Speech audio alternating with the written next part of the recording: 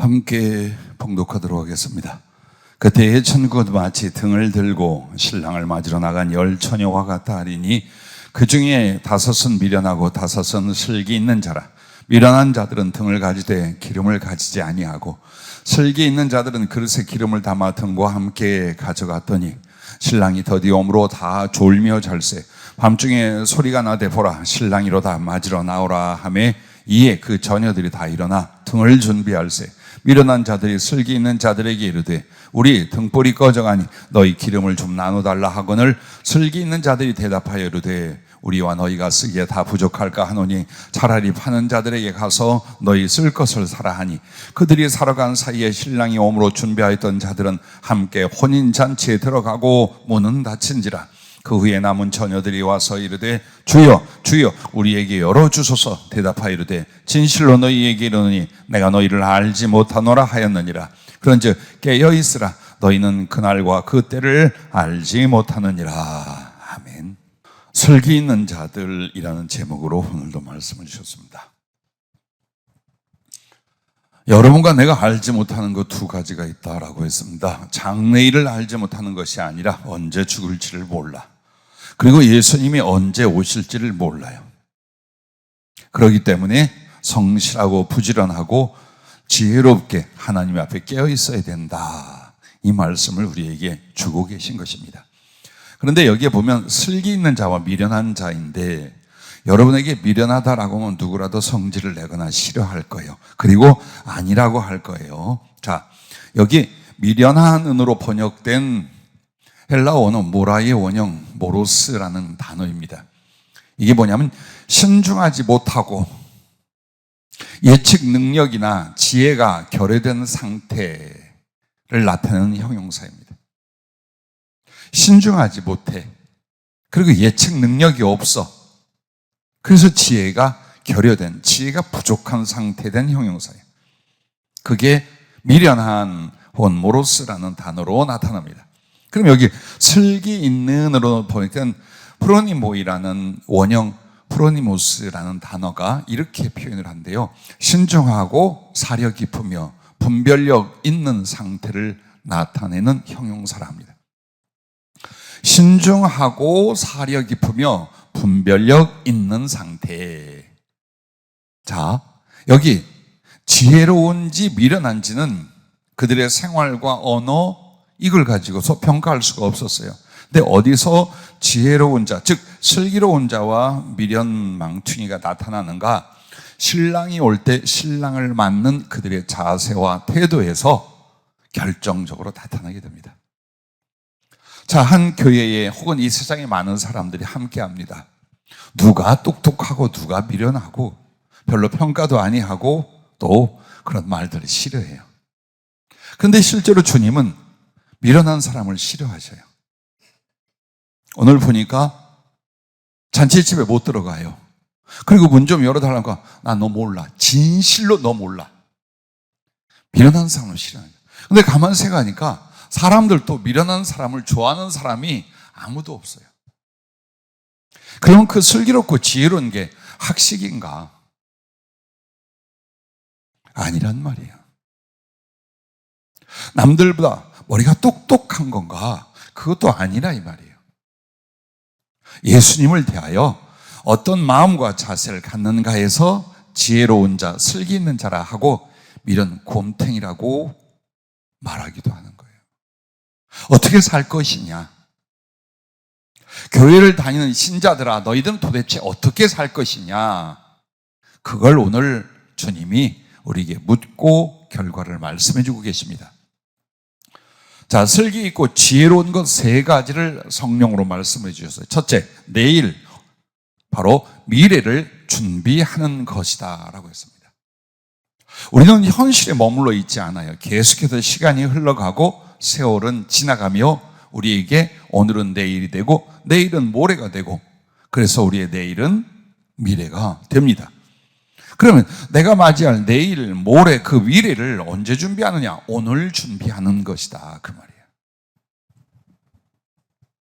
그렇다면 신앙인들, 하나님께 부름받은 사람들이 자신의 미래를 준비하는 그 전체가 무엇일까요? 어떻게 먹고 살고 어떻게 늙어서 궁색하지 않고 어떻게 사람에게 멸시를 안 받으며 자유롭고 행복하고 일 안 하고도 먹고 사는데 걱정이 없을까?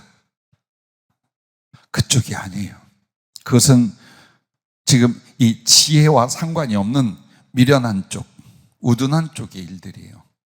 그러면 여기서 지혜 있는 건 뭘까요? 우리의 시작도 과정도 그리고 결과와 마지막도 우리의 신랑 되신 예수님입니다. 그러므로 그 신랑과 혼인 잔치에 들어갈 것을 준비하는 것이었어요.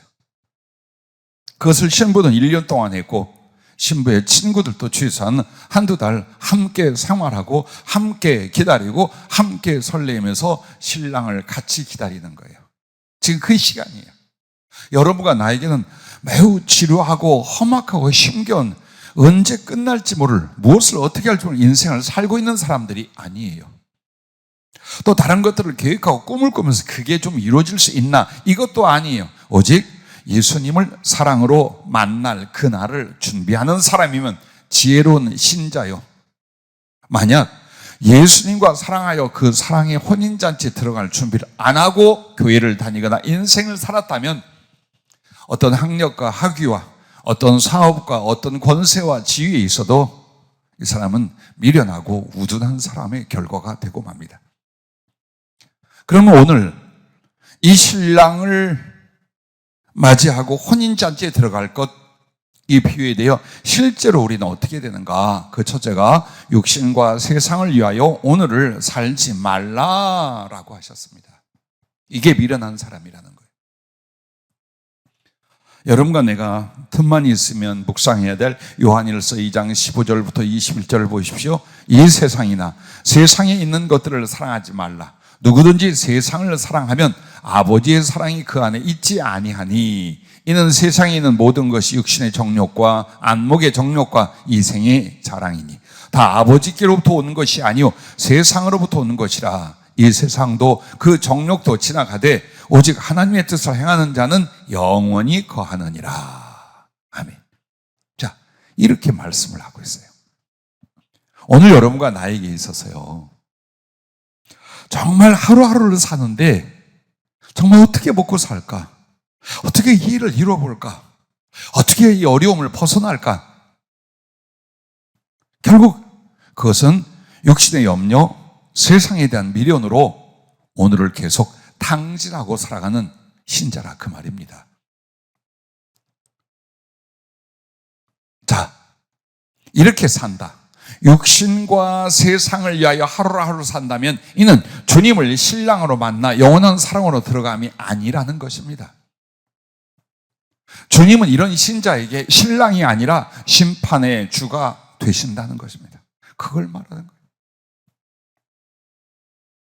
자, 상당히 많은 시간들을 지내 보냈고 여러분은 하루 말고 한 일주일 단위로 뭘 했는가 한번 돌아보셔요. 그게 좋을 것 같아요. 지나간 일주일 동안 나는 주님과 함께하며 주님을 향한 준비였는지 삶의 염려나 안타까움 혹은 육신의 정욕이나 허망한 것들에 대하여 소비를 하고 있었는지 계속 한번 체크를 해봐요. 지금 나는 어떤 신부 혹은 어떤 신부의 친구로서 생활하고 있는가를 내가 발견해야 됩니다. 그러면 어떻게 할까요? 오직 주님과 사랑하여 그 사랑의 영혼을 준비하라는 것입니다. 매일매일이 주님과의 사랑이 되게 하는 거예요. 내 호흡이 있는 동안, 내 영혼과 육신을 가지고 하나님의 은혜를 입고 있는 동안 매일매일을 내일 만날 예수님, 곧 만날 예수님과 하늘에서 영원한 사랑을 위하여 오늘 나는 주님과의 사랑을 이루어가는 것입니다. 그게 준비하는 겁니다. 그러면 어떻게 할까요? 육신을 위하여 세상을 위하여 사는 것이 첫째가 육신의 정욕이라면 육신의 정욕이 아니라 예수님의 사랑으로 사는 거예요. 자, 육신의 정욕이라는 건 육체의 본성으로 쫓는 모든 사랑과 집착이에요. 그게 이성이면 이성에 대하여, 물질이면 물질에 대하여, 향락이면 향락에 대하여, 자기를 누리는 것이면 누리는 것에 대하여 전부 다 무엇을 말합니까?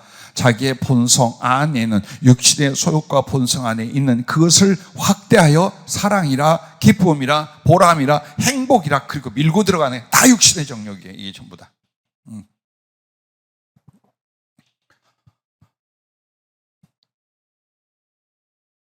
저에게 영혼을 맡기고 주님의 은혜를 낭망하는 이들에 대하여 기도하고 있으며, 참 주님의 소망과 계획도 있어요. 그러나 주님이 이렇게 말하는 사람들도 있어요.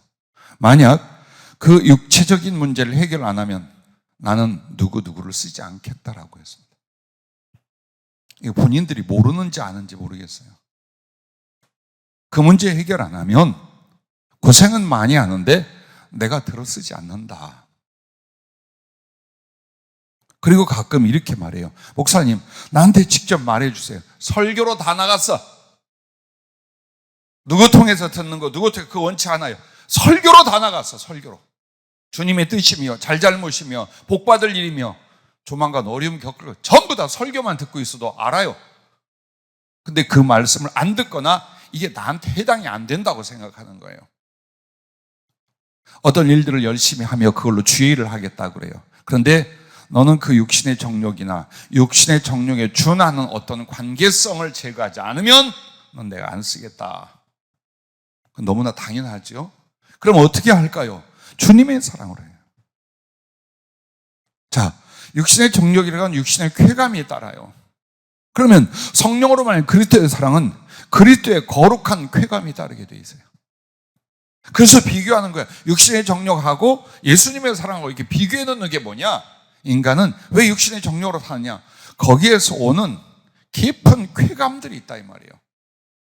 그러나 성령을 받고 예수님과 깊은 사랑으로 들어가고 그 주님을 주님께, 그 사랑을 주님께 돌리며 사람에게 나눌 때 오는 기가 막힌 상상할 수 없는 신령한 쾌감, 거룩한 하나님의 사랑의 쾌락이 있다라는 거예요. 그걸 경험하는 사람은 어때요? 거기에 모든 걸 걸기 시작을 해요. 그런데 예수님 믿으면서도 정말 하나님 사랑으로 말미암아 그 사랑을 받고 사랑을 드리고 성령의 운행과 감동 역사는 말할 수 없는 이 기쁨, 이 거룩한 쾌감이 있다는 걸 모르는 사람들은 여전히 육신과 세상에 대한 그 미련과 아쉬움에 벗어나지 못한다 이 말이에요. 그래서 주님을 위하여 주님과의 사랑을 준비한 사람, 육신의 정욕의 모든 기질들을 뭘로 바꾸는 거예요? 신령한 사랑으로, 성령 안의 사랑으로, 그 사랑을 영적으로 거룩하게 나누고 전하면서 오는 거룩한 보람과 그 기쁨들로입니다.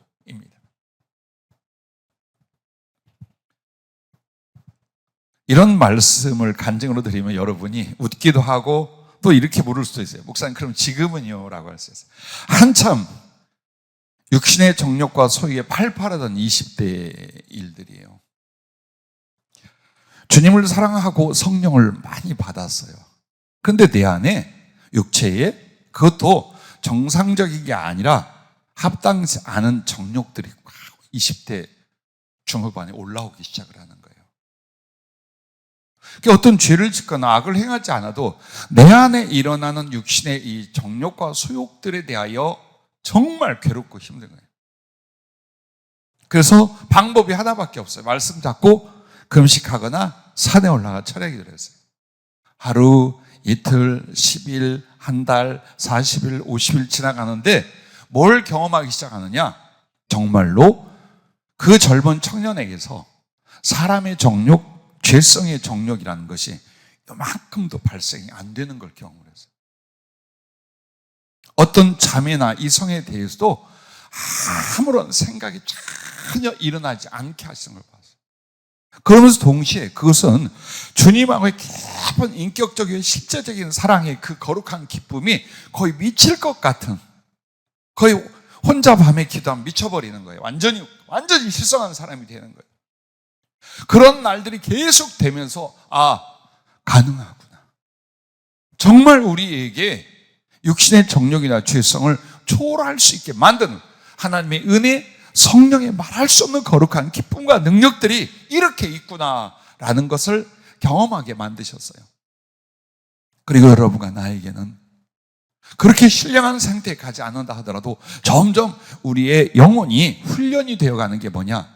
육체를 인한 육체의 욕망과 소욕과 필요를 위하여 사는 게 아니라 자꾸 예수님과의 살 때 오는 그 거룩한 만족과 평안과 기쁨과 능력 등등, 이걸 경험해 가는 여러분이 되셔야 돼요. 그게 주님과의 사랑의 하루하루예요. 자, 안목의 정욕이란 말이 나왔어요. 눈으로 보면서 이쁘거나 좋은 거면 다 가지려고 하는 거예요. 이게 사람이에요.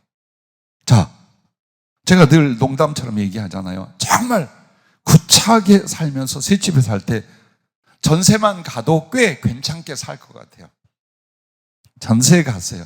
아니, 내 집이 필요해, 내 집이. 그래서 작은 평수라도 어떻게 구해요. 근데 답답해 죽겠어. 내 집을 구했는데 답답해 죽겠어. 이왕이면 크거나 별장 같거나 아늑하거나 좋은 풍광을 품고 있는 집이 필요해요. 자, 이게 다 뭡니까? 감사하고 만족치 않은 인간의 육신의 정욕, 그 다음에 일어나는 안목의 정욕 등이에요. 그래서 안목의 정욕은요, 사람을 이렇게 만들어요. 안 늙어가게처럼 꾸밀라고 만들어요. 난 여러분에게 권합니다. 제게도 늙음이라는 것, 여러분에게도 늙음이라는 게 와요. 얼굴이 무너지고 몸이 약해지고 신머리가 많이 나고 꾸부정해지고, 그래서 아저씨가 되고 할머니가 되고 영감탱이가 돼요. 그런데 그걸 어떻게 해서도 늦춰보려고 안 언짢게 보이려 그러지 말아요. 어느 정도 대내외적으로 여러분을 가꾸시면 되지, 나이 먹어가고 늙어가고 그 변질되어 가는 자기 외모 때문에 전전긍긍한다면 그게 안목의 정욕이에요. 그게 안목의 정욕이에요. 자, 주님이 우리를 이렇게 만들었어요. 세월이 가면 약하고 늙게끔 만들었어요. 근데 그게 늙는다, 약해진다가 아니라 주님께 한 걸음 한 걸음 올라가는 단계일 거예요. 그래서 육신을 내려놓고 육신의 욕망과 육신의 가치관을 포기하는데 맨정신으로 안 되는 거예요. 그럼 어떻게 하냐? 진짜 약해지면 포기를 해요. 나도 내 인생이 그러더라고요. 머리카락 하나 흐트러지지 않았어요. 모든 구비함에 있어서요, 목회자로 살면서도요, 절대로 외모에 대하여 남들에게, 심지어는요, 운동하러 갈 때도 그래요. 색상 다 맞춰요. 절대로 요만큼도 흐트러지지 않겠어요. 그런데 세월이 가면서 그럴 필요 없고 그럴 힘이 없는 게 뭐냐면 그냥 무너지고 있는데 얼마나 나를 외모를 가꾸어 뭘 하겠는가 하고 적응이 돼요. 그게 하나님 만드시는 거예요. 그래서 여러분과 내가 낡아지고 늙어가는 것이 정말 재수 없는 인생의 아픔이 아니라 하나님 앞에 더욱 낮아지고 겸손하고 육신과 세상의 본질에서 주님과 그 나라를 향한 가치관으로 변화 성숙해가는 과정이에요. 근데 이걸 물질이나 외모나 이런 걸 막 붙잡고 발발발 하거나 너무 힘을 쓰잖아요. 그 사람은 자기 영혼이 성숙해 가거나 아름다워져 가는 것에 대하여 관심이 없어요. 그리고 주님 만날 때에 대한 심각하고 실질적인 생각이 없어요. 그러면 현실 때문에 사는 거예요. 그러므로 유행도 좋지만 나는 젊은이들에게 그런 말, 유행은 개성이 없는 거예요. 내 가치관과 내 스스로의 멋이라는 것을 인격 안에서 혹은 내 자주 독립적인 개성 안에서 좀 가지려고 했는데 남들이 하다보다 바지 핏이 어떠면 그거 다 따라가. 요새 무엇을 입고 요새 무엇을 마시고 요새 무엇을 먹는다, 그걸 해야 사람답게 산다 생각하는 거예요. 누가? 예수 믿는 사람들. 오히려 그것은 노예되는 거 아니에요? 세상과 풍조 그 유행에 노예되어 사는 거예요. 난 내 주님 안에 가치관이 있잖아요. 멋지다, 아름답다, 보람되다라고 하는 것들이 있잖아요. 그걸 갖고 나가면 돼요. 그걸. 그래서 안목의 정욕을 여러분이 어떻게 바꿔야 되느냐? 하늘 보화를 쌓는 소망으로 바꾸는 거예요. 내 모든 이목이, 내 모든 관심이, 내 모든 아름다움이나 멋이나 가치관이 어디로 가는 거예요? 땅에서 선한 일을 하여 하나님 나라의 보화를 쌓고 그 나라를 예비하는 소망이에요. 그거 만들어 가야 돼요. 놓치지 마세요, 여러분. 이거 놓치면 여러분과 나는 정말 예수님 만날 면목이 없는 자가 되고 말 수도 있다라는 것입니다. 또한 이 생의 자랑을 그리스도의 자랑, 하나님 나라의 영광을 사모함으로 바꿔야 돼요. 이 생의 자랑이라는 게 뭘까요? 남들보다 뛰어나 칭찬을 받고 싶은 거예요. 혹은 권세나 혹은 사람들에게 인기를 얻는 거예요. 이런 것들이에요. 즉 나를 자랑하는 즐거움으로 살고 싶은 거예요. 여러분과 나는 구린 죄인들이에요. 뭘 나를 그렇게 자랑하고 내게 자랑이 돌아오게 할 것이 뭐가 있겠어요? 그 중에 예수님의 은혜로 깊게 들어온 사람들은 그렇게 이생의 자랑을 위해 살진 않아. 마지막 남는 게 뭔 줄 압니까? 이생의 자랑 중에 자존심이에요. 자존심. 나를 그래도 말이야 이러기 시작을 합니다. 그런데 그 자존심이 누구를 위한 겁니까? 하늘을 위한 겁니까? 예수님을 위한 것입니까? 진리를 위한 겁니까? 아니면 조잡한 내 인격석의 마지막 남은 나의 뿌리입니까? 그걸 보라 이거예요. 그래서 자존심을 가지세요. 그러나 자존심이 나를 건드리면 안 돼. 나는 그래도 딴 사람보다도 이렇게 대접받고 인정받아. 여기에 두지 말고 예수님을 자랑하는 거예요. 나를 통해 예수님이 자랑받으시고 나를 통해 예수님이 높아지시고 이게 내 자존심이 되죠. 그걸 만드는 거예요. 그걸 정말 목숨같이 만들어가는 거예요. 그러면 나는 진리와 주님의 사랑을 위하여 잘 포기할 수 있어요. 욱 일어나도 얼른 포기할 수 있어요. 왜? 가장 마지막 인간에게 남은 것이 자기 자존심이야. 근데 그 자존심이 뭐냐? 예수님이 높임받는 거. 나를 통해 예수님이 자랑받는 거. 이게 내 자존심이야. 나는 망가져도 좋아. 나는 무시받아도 좋아. 나는 멸시당해도. 그러나 나를 통해 주님의 말씀이, 주님의 뜻이, 주님의 존재가 높임을 받고 자랑을 받으신다면 나는 미친놈이 돼도 좋고 거렁뱅이가 돼도 좋습니다. 를 만들어 가시는 거예요. 그게 예수님 만날 준비예요. 한번 보세요. 거룩한 사명이나 아주 중요한 하나님의 뜻 앞에도요, 자기 감정이나 자존심 때문에 다 뒤집고, 매일 이거 뒤집고 뒤집고. 근데 더 무서운 게 뭐냐? 부끄러운 줄을 몰라요. 누가? 예수 믿는 사람들이요. 교회 밖에 사람이야 예수 믿고 성령 받고 하나님 앞에 어떻고 한 사람들이 그걸 부끄러운 줄을 모르는 거예요. 이거 이렇게 하면 안 돼. 정말 이거는 정말로 부끄러운 거예요. 이걸 몰라요. 이걸 모르는 거예요. 그래서 할 말 다 하고 할 성질 다 하고 삐쳤다가 뒤집었다 안 해. 주님 이름으로 하는 봉사와 섬김도 안 해. 그냥 까짓 거 뒤집고. 이게 어디서 나올까요? 여러분과는 이 생의 자랑으로 살았다면 이제는 아니에요. 그래서 여러분과 나는 항상 할 말이 이거예요. 주님, 칭찬과 영광은 내게 돌리지 마옵소서. 오직 주님이 칭찬이 돌아가고 주님께 영광이 돌아가게 하옵소서. 그게 정말 설교나 말로가 아니라 내 인격성 안에 만들어지려고 기도하면서 애를 쓰고 맞춰가는 거예요. 한 번에 될 사람은 아무도 없어요. 왜? 세상에 자기보다 귀한 게 없는 거예요. 그래서 처음에는 예수님을 믿는 것도 나를 위해 믿는 거예요. 솔직히 나 구원받고 나 은혜 받으려고 나 평안하려고. 그런데 성숙과 사랑의 깊이는 점점 어디로 가느냐? 주님이 높임을 받으시면, 주님이 더 많은 사람들의 사랑을 받으시면, 우리 주님을 누군가가 칭찬하고 사모하면 그럼 되는 거야. 네? 그걸 위해서 나는 짓밟혀도 버림받아도 죽어도 좋다. 이쪽으로 가는 게 바로 주님 사랑으로 주님과 그 나라, 그리고 주님을 신랑으로 맞이하여 영원히 혼인잔치에 들어갈 그 내일을 준비하는 성도의 모습인 줄로 믿으시기를 바랍니다. 그러므로 이렇게 육신의 정욕 대신에 주님의 사랑, 안목의 정욕 대신에 하늘 보화를 쌓는 소망, 그리고 이생의 자랑 대신에 예수 그리스도를 자랑하고 하나님의 영광을 사모하는 이 모습으로 하나님의 사랑이 우리 안에 있고, 우리는 그 사랑을 통하여 주님 나라 영광을 누리게 되는 것입니다. 이 준비란 말이에요. 다른 게 아니에요. 이 준비하라는 거예요. 자, 두 번째 지혜를 이렇게 말했어요. 자, 슬기 있는 자들이 뭐냐? 그 슬기 있는 자들은 이거예요. 등불을 위하여 기름을 준비한 거예요. 내일을 준비하는 것이 신랑과 혼인잔치에 들어갈 준비를 하는 거라면, 그러면 두 번째로 뭘 준비해야 돼요? 등불을 위하여 기름을 준비해야 돼요.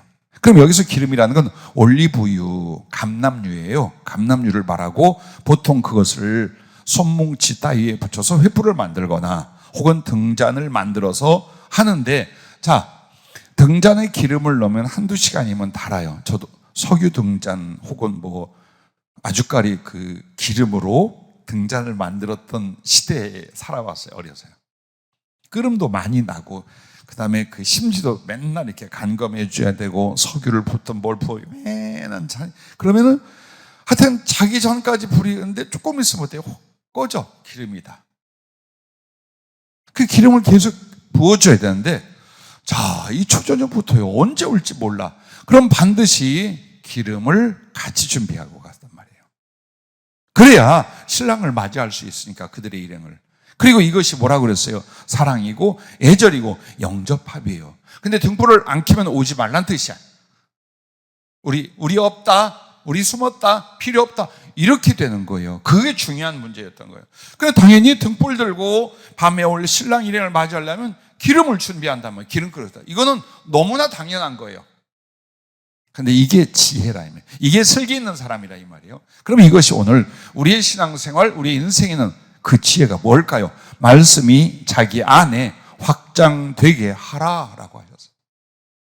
이 기름은 성령이라고 말하고 선행이라고 말하고, 얘 갖다 붙이는 대로 다 뭐 일리가 있는 말씀이에요. 그러나 보십시오. 성령도 선행도 뭐가 그 힘이 되고 뭐가 그 동인이 됩니까? 말씀입니다.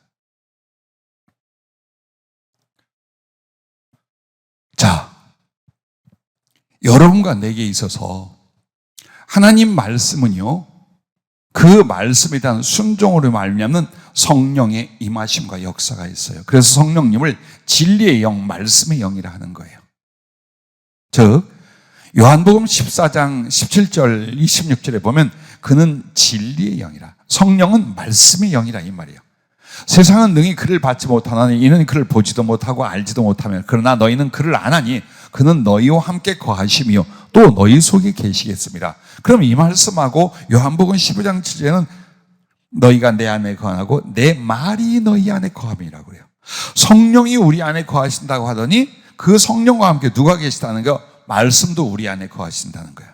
그럼 우리 안에 계신 예수님은 말씀과 성령으로, 성령과 말씀으로 계시다, 이렇게 우리가 구체적으로 믿고 생각할 수 있어요. 그래서 성령을 따로 떼거나 말씀을 따로 떼거나 할 수 없는 게, 자, 말씀이 지식으로만 있어요. 절대 아무것도 아니에요. 또 성령을 체험하고 있어요. 근데 말씀이 없어요. 아무것도 아니에요, 이 사람. 그래서 성령님은 하나님 말씀을 사모하여 받아들여서 순종하는 사람에게 실제적인 생명력과 활동력과 말씀을 성취하는 능력으로 역사하기 시작해요. 하나님 말씀이 살아있고 활동력이 있어라는 말은 성령이 하신다는 뜻이에요. 그래서 여러분에게 말씀을 지식으로 듣고 의미 없이 사라지게 하는 이런 멍청하고 악한 신앙생활을 하지 말라라는 거예요.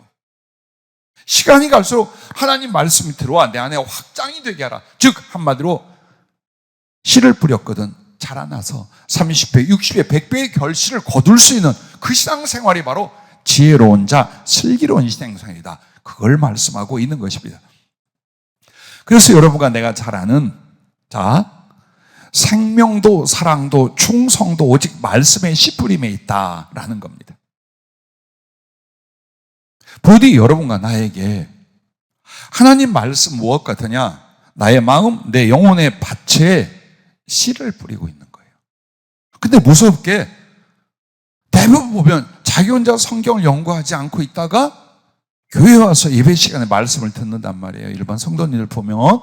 그런데 그 말씀을 기억하지 않아.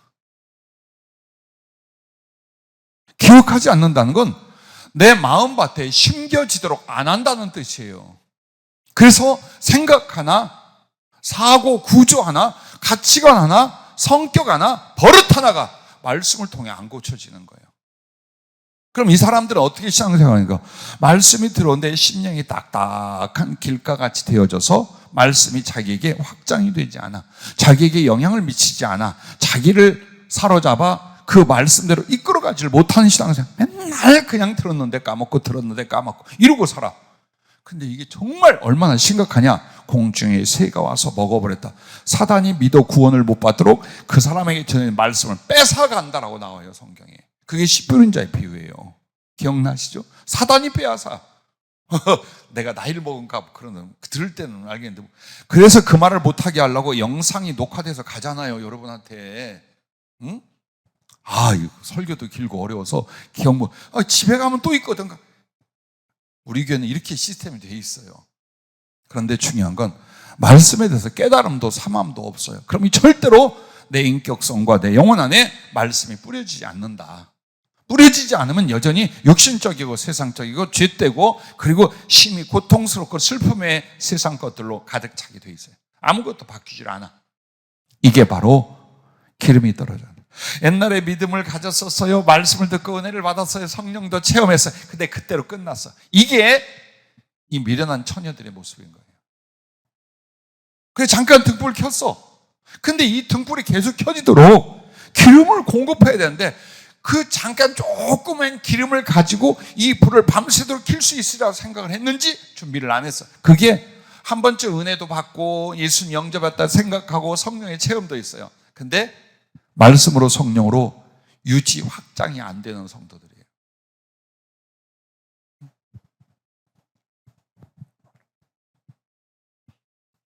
지혜가 무엇입니까? 하나님 말씀을 들음이요, 따름이요, 행함입니다. 우리에게 있어서 무언가 고장이 나 있잖아요. 무언가 여러분 쑥 높이 올라가는 성장이 없잖아요. 생활도 심령도. 그러면 그 원인은 사방팔방을 찾다 하나예요. 말씀이 네 안에 없다라는 거예요. 내가 열심히 예배 참석하고 말씀 듣고, 그게 아니야. 듣고 있는 게 아니라 그 말씀을 실행하는 거예요. 성품에 적용하는 것과 삶에 실천하는 것, 이걸 해야지. 이걸 안 하는데 아무리 설교를 많이 듣고 성경을 달달 외워도 아무 영향, 씨 뿌림이 아니라는 거예요. 아주 간단한 하나예요. 주님은 우리에게 1000가지를 행하고 10,000가지를 이루어야 나를 만날 수 있다, 구원을 받을 수 있다, 복을 받으라고 안 해서 그냥 말씀이 네 안에 뿌려져서 자라나게만 해라. 즉 하나님 말씀이 너의 모든 생각과 마음과 의지와 삶에 거룩한 영향력으로 점점 이끌어져 가게 해라. 그러기 위해서 기억하고, 그러기 위해서 그 말씀대로 생각을 바꾸고, 감정을 바꾸고, 삶을 바꾸고, 인생을 바꾸고, 이렇게 나가는, 그것만 하면 돼. 그것만 하면.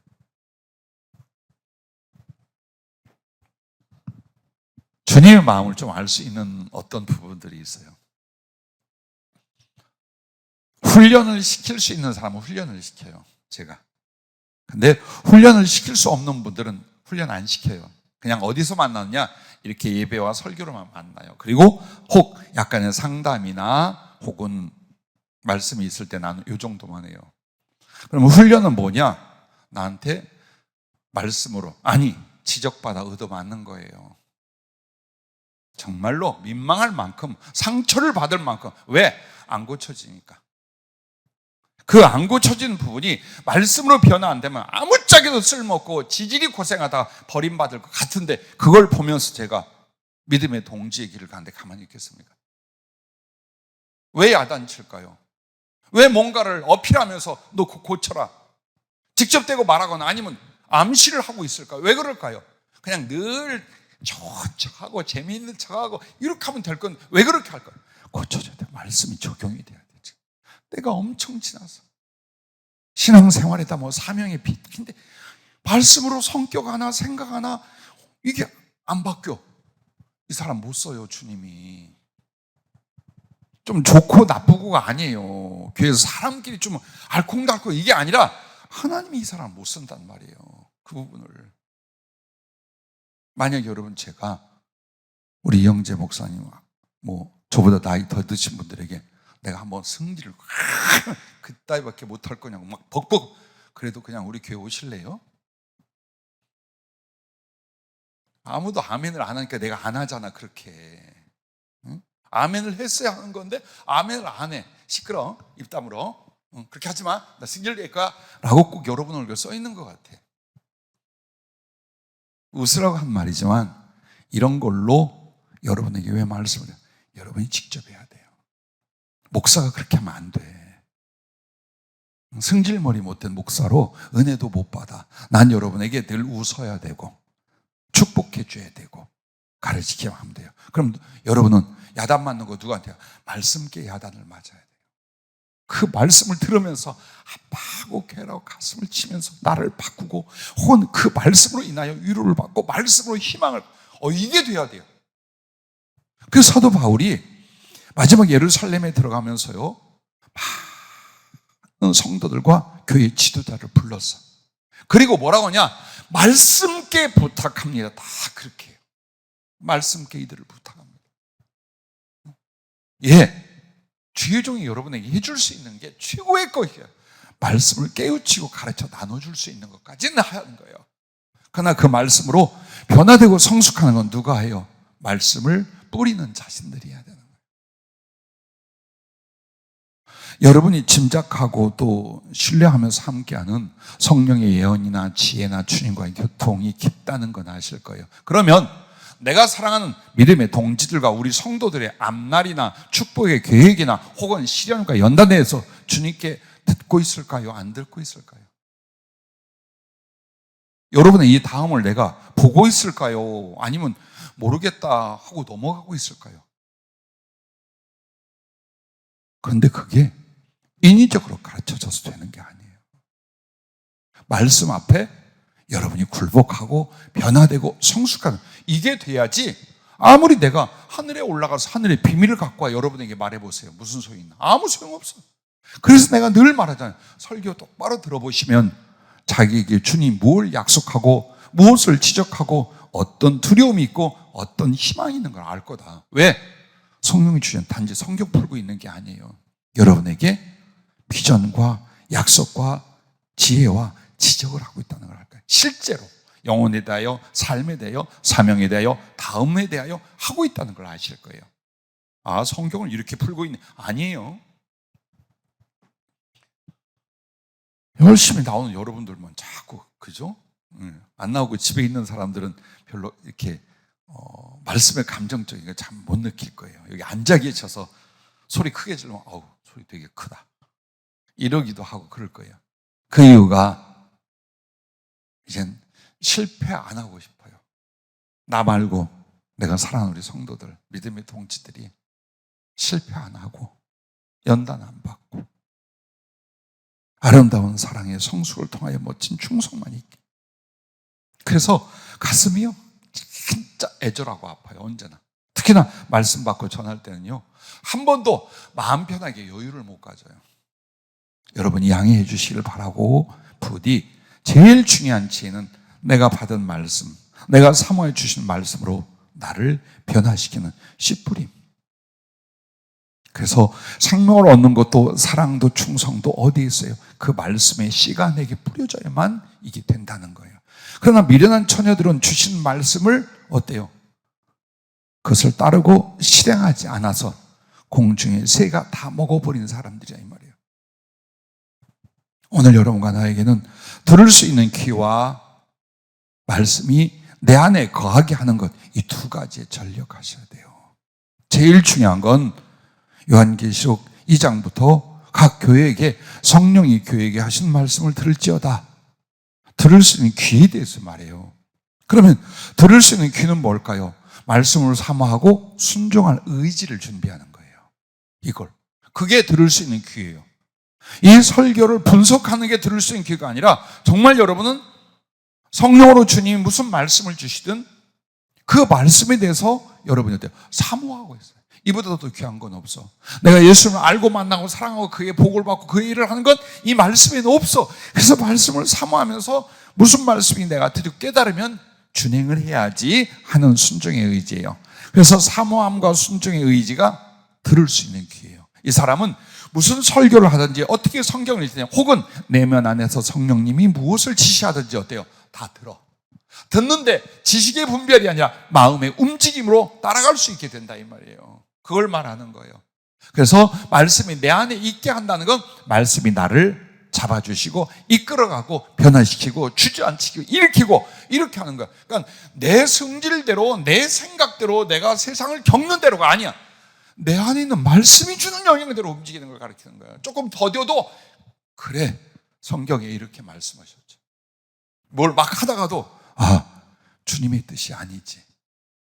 무엇을 할까요? 하다가도 맞아, 주님은 이렇게 살라고 이렇게 마음먹으러 하는 거예요. 이게 말씀이 내 안에 있는 거예요. 이게 있는 거예요.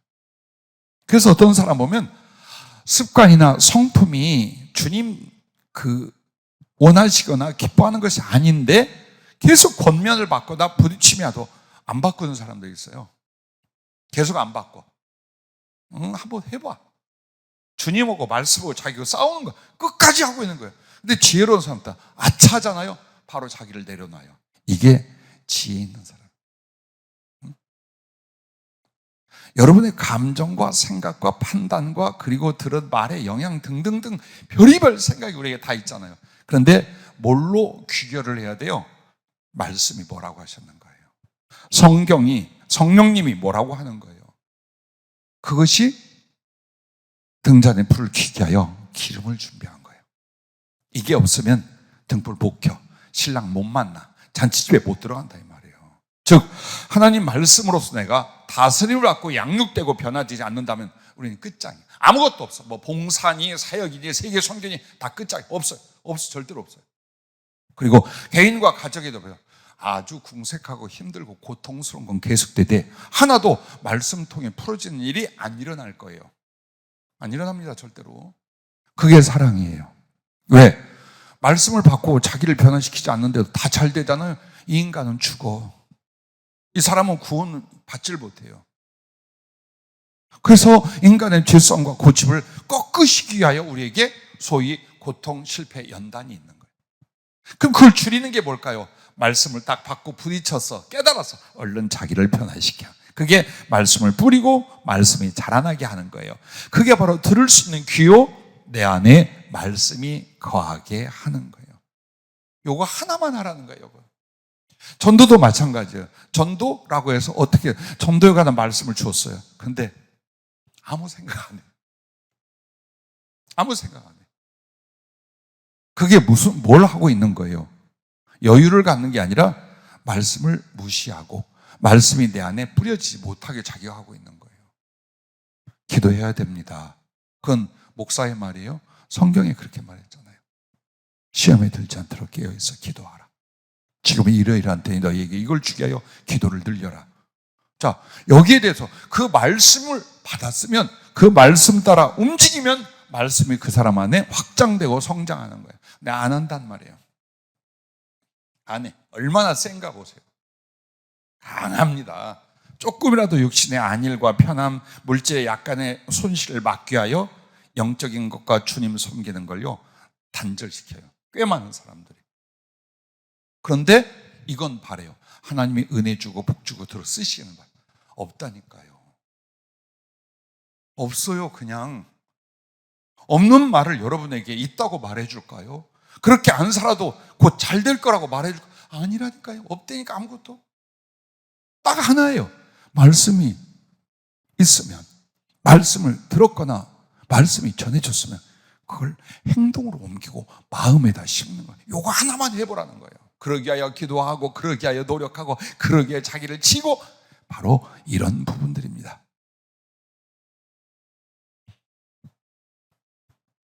그래서 처음에 말씀을 때 성령이 확 감동하고 은사주고 역사하지 않아요. 언제부터 성령이 역사하냐? 그 말씀을 믿음으로 받고 순종으로 움직여져야만 그때부터 성령님의 지혜가, 성령님의 성품이, 성령님의 능력이 이 말씀을 이루게 하여 역사하기 시작을 해요. 내가 순종의 의지와 충성이 없는데 성령님이 갖다 주지 않는단 말이에요. 그래서 진리의 성령, 말씀과 성령이 함께 계셔도 말씀을 지식으로 먼저 받았거든 여기에 대한 믿음과 순종이 최소한 일어나야만 그때부터 성령님이 지혜도 주고 주님의 마음의 성품도 주고, 그리고 그 말씀을 성취한 능력도 따라오기 시작하는 거예요. 그러므로 이 기름은 성령이란 말도 맞아요. 그러나 성령은 말씀이 내게 와 뿌려져 자라지 않고 역사하느냐? 그러지 않기 때문에 오늘 주님이 여러분과 나에게 그것은 바로 말씀이 너희 안에 확장되게 하는 것, 그게 바로 기름을 준비하는 거다, 이렇게 표현을 해 주셨습니다. 부디 여러분과 내가 주님 앞에 말씀을 받으면 어떻게 해야 되냐? 믿음, 소망, 사랑, 순종, 충성, 이 부분에서 성품과 의지가 만들어지고 더 깊고 넓어져 가야 돼요. 내 안에서, 일단 내 안에서 내게 철저한 행동과 충성의 행위가 쫙 이어지기 전, 이게 어디서 나오냐? 이 행위와 순종과 충성이 어디서 나오냐? 이 속에서 나와. 이 속에서. 근데 말씀으로 내게 성품과 의지가 만들어져야 돼요. 어떤? 믿음, 소망, 사랑, 순종, 충성이라는 성품과 의지가 말씀 통해 만들어져야만 그 뒤부터 행함이 나와, 충성이 나오고요. 즉 등불을 켜지는 불이 빛을 발하는 것이 그때부터 나온다, 이 말이에요. 그래서 여러분과 내가 아무리 이걸 애쓰고 저를 애쓰고 저걸 준비하고 이걸 해본다 해도 하나님 말씀을 통하여 여러분 안에 이 5가지의 성품과 의지가 형성이 되게 안 하면 우리는 언제나 그 자리에서 시련, 연단, 또 내가 뭔가 해보려다 실패, 이것만 따르게 된다라는 것입니다. 부디 말씀이 없는, 말씀으로 심령과 삶을 성숙 변화시키지 않는 신자가 바로 미련한, 기름 준비하지 않은 처녀라고 말씀을 드릴 수가 있습니다. 자, 마지막 3번째 지혜는 즉시 행동하여 순종하는 것이라고 하셨습니다. 즉시 행동하여 순종하는 것. 그럼 이게 뭡니까? 등불을 밝혀 신랑을 영접하는 거예요. 자, 기름은 내재적인 거예요. 즉 말씀이 내 내면 안에 가득 차는 거예요. 그래서 성령님도 함께 역사하는 거예요. 그런데 이제 등불을 밝힌다라는 건 행위, 행동에 대해서 말하는 거예요. 그러면 그 말씀의 기름을 통하여, 성령의 기름을 통하여 우리가 주님을 향해 뭘 행동해야 되느냐? 그게 첫째, 자기 아내와 세상에 사랑의 등불을 켜고 있으라라는 거예요. 우리는 행위가 중요하지만 마음이 없는데 할 수 있어요. 그렇게 해서 어떤 이익이 있을 수 있고 남의 눈치를 보느라고, 혹은 자기 성품의 기질에 맞아서 할 수 있어요. 근데 그게 아니라 사랑이란 건 어디에 있어야 돼요? 내 안에 먼저 그 사랑의 불빛이 비춰지고 있어야 돼요. 성품이, 마음이, 생각이, 가치관이 사랑스럽게 바뀌어야 되는 거예요. 그래서 자기 내면에 그 사랑의 등불을 먼저 켜고, 그리고 세상을 향하여 높은 곳에 두어 비추게 하라라는 거예요. 요거 힘쓰라는 거예요. 어제도 읽었던 마태복음 5장 14절부터 16절에 너희는 세상의 빛이라 라고 말하잖아요. 세상의 빛이라.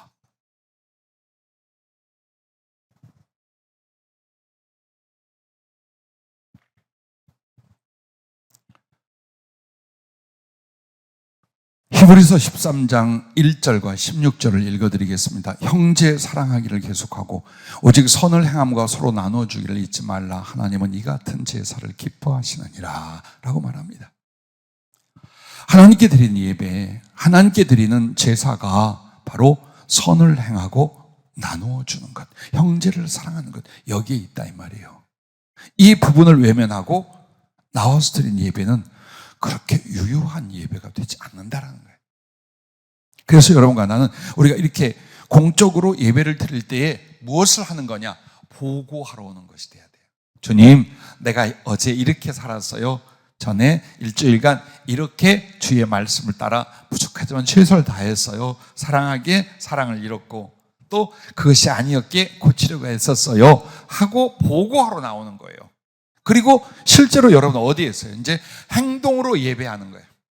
우리 행위로 선한 일들을 하고 나눠주고 사랑하고 도와주고 불쌍히 여기고 용납하고 이렇게 함으로써 그 행위가 하나님 앞에 어때요? 기쁘시게 하는, 하나님이 즐거이 받으시는 제사 예배가 된다라고 말씀을 하고 있는 거예요.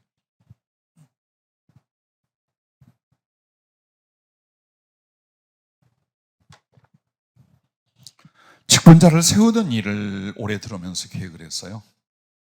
안수 집사님 세우는 거, 또 강사 인허 받은 분들 강사 임직하는 거, 또 신학 공부하며 또 이렇게 합당하게 충성하는 이들 전도사로 세우는 일, 또 권사님 되실 만한 다 계획을 세웠어요.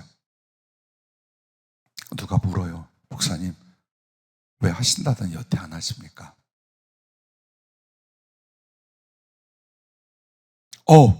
깜빡했네. 정신이 없어서 였을까요? 나는 직분에 대해서 이렇게 생각을 합니다.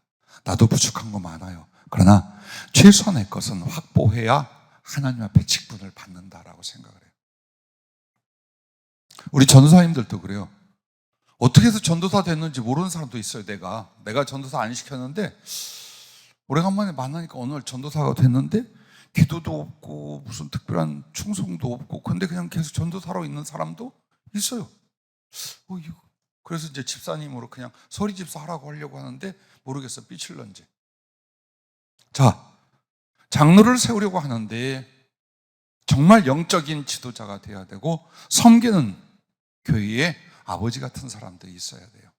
아니, 그렇게 보여주고 행동하는 사람들이 있어야 돼요. 안수 집사를 세우면 장로를 세우겠다는 뜻이에요. 강수사를 임명하면 곧 목사가 된다는 뜻이에요. 여러분을 비하하거나 하찮게 봐서가 아니에요. 주님 앞에 여러분과 나는 최소한의 기준들이 있어요. 그걸 해야 돼요. 그걸 해야 돼요. 그런데 이렇게 전도사나 강도사나 목사나 권사나 집사, 장로 여기에 제일 중요한 거 보니까 사랑을 실천할 줄 알아야 돼요. 섬길 줄 알아야 돼요. 성도들을 돌아볼 줄 알아야 돼요. 정말로 아버지와 어머니가 되어야 돼요. 그래야 교회에 책임 있는 섬기는 자, 지도자들이 되죠. 정말로 내면 안에 사랑의 등불이 켜있고 그리고 항상 눈이 형제들을 돌보려 하고 교회를 책임지려 하고 주의 종과 주의 종들의 사역을 돌보려 하고 이 부분이에요. 그리고 외부로는 어떻게 영혼에 대한 긍휼을 가지고 나도 생활이 어렵고 삶이 부족하지만 어떻게 이 복음을 전하고 어떻게 다른 영혼들의 그리스도의 긍휼을 나눌까? 이것이 세팅이 돼야지. 최소한 이건 돼야죠. 그래 얘기했어요. 얼마나 아픈 줄 아느냐. 직분자 세우는 일을 지연시키는 나는 얼마나 속이 썩고 아픈 줄 아느냐. 어느 직분들은 세우고 어느 직분은 뒤로 미루고 할 것이 아니라 한꺼번에 계획을 세웠다가 이건 아니다. 특히나 다른 데서 영적인 부분과 그 다음에 사랑의 부분에 대해서요.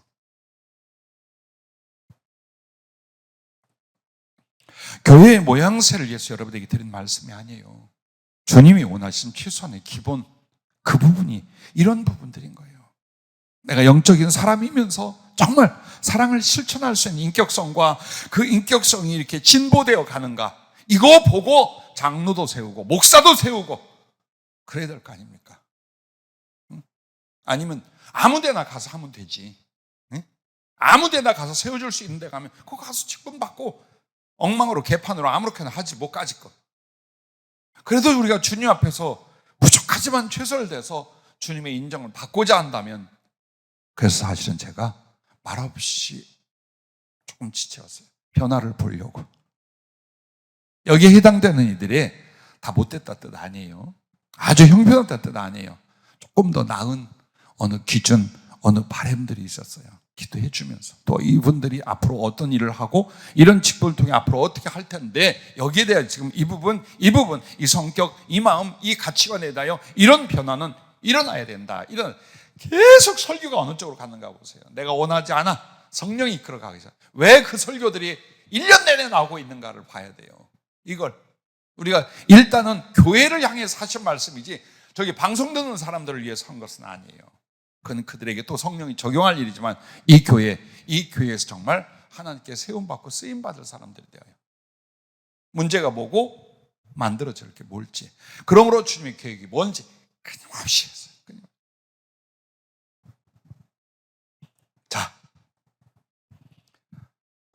뭔가 내 안에 주님의 사랑이 자꾸 물결같이 흐르고 영혼들에 대한 긍휼이나 그들에 대한 관심과 기뻐함이 잔잔하게 기름처럼 고여가는지, 그래서 그것 따라서 부족하지만 섬기기도 나누기도 헌금하기도 찾아보기도 전도하기도 이렇게 하고 있는지, 이게 바로 주님 앞에서 등불을 켜고 신랑 되신 주님 오실 것을 기다리고 영접하는 모습이라 라고 말씀을 드리겠습니다. 또한 자기 아내와 세상의 복음 전도의 등불을 밝히고 있으라는 겁니다. 두 번째는 복음이 내 안에 빛이 돼야 돼요. 그분의 십자가가, 그 십자가를 통한 나의 모습, 내게 주신 은혜와 사랑이 무엇인지, 사명이 무엇인지, 나를 변화시키고 나를 죽게 하고 살게 하는 게 바로 예수 그리스도의 십자가가 되고 그의 부활이 되고 이 안에 가득해야 돼요. 그렇게 해서 여러분 어때요? 자원하여 자동적으로 사람들에게 여러분의 말과 인격과 관계와 그리고 직접적인 전도를 통해서 계속해서 복음의 등불이 돼야 돼요. 이걸 비추고 있어요. 두 가지요. 사랑과 복음 전도의 등불, 요걸 밝히고 있으라라는 것입니다.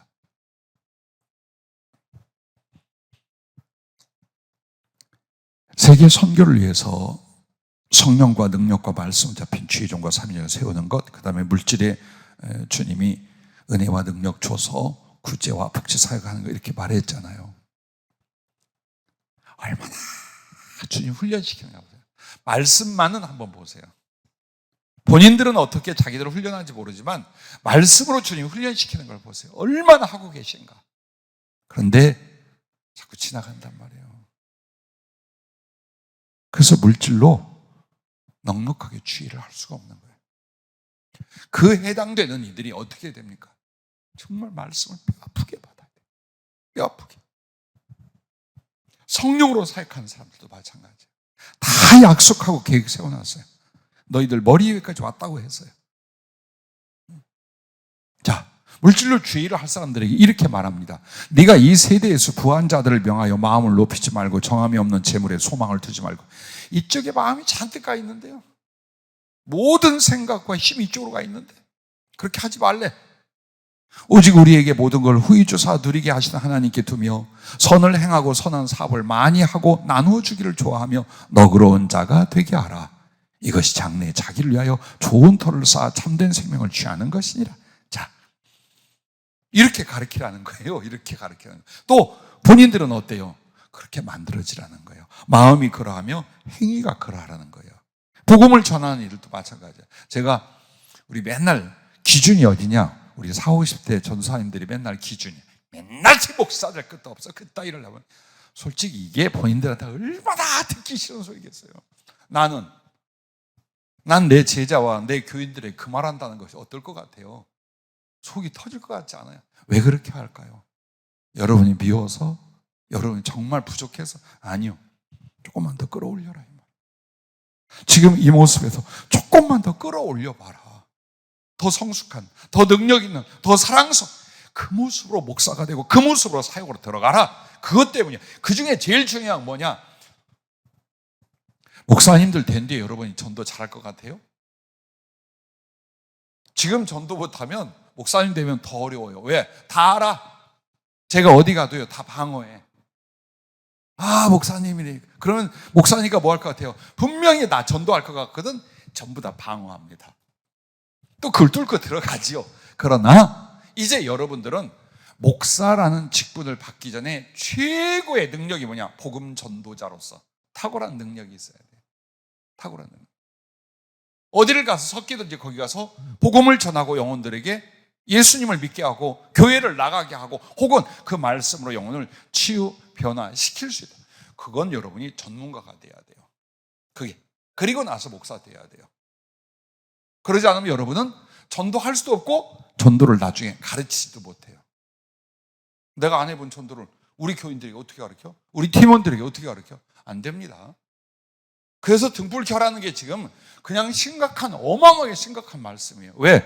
안 켜고 있다. 혹은 너무 희미하다 이 말이에요. 사랑 부분에 대하여, 복음을 전하는 일들에 대하여 그러므로 가장 좋은 말씀이 이 사랑의 등불을 켜고 복음의 등불을 켜는 일에 대하여 가장 소중한 말씀이 있어요. 그게 바로 빌립보서 2장 16절 17절인데 생명의 말씀을 밝혀 나의 다름질이 헛되지 아니하고 수고도 헛되지 아니하므로 그리스도의 날에 내가 자랑할 것이 있게 하려 함이라. 만일 너희 믿음의 재물과 섬김 위에 내가 나를 전제로 들을지라도 나는 기뻐하고 너희 무리와 함께 기뻐하리니, 이 말 여기에서 이거예요. 소재와 전제가 되는 거예요. 소재는 물질로서 주의를 하고 사랑으로서 주의를 하는 거라면, 전제라는 것은 그들을 위하여, 즉 복음을 위하여 생명을 바치는 거예요. 피를 쏟아부을 수 있는. 내 성도들은 힘을 다하고 물질을 다해서 사랑의 일, 구제의 일을 한다면 복음을 전하는 주의 종들은 어때요? 생명을 바쳐서 이 복음을 전하는 거예요. 그래서 교회에서 가장 아름다운 게 뭘까요?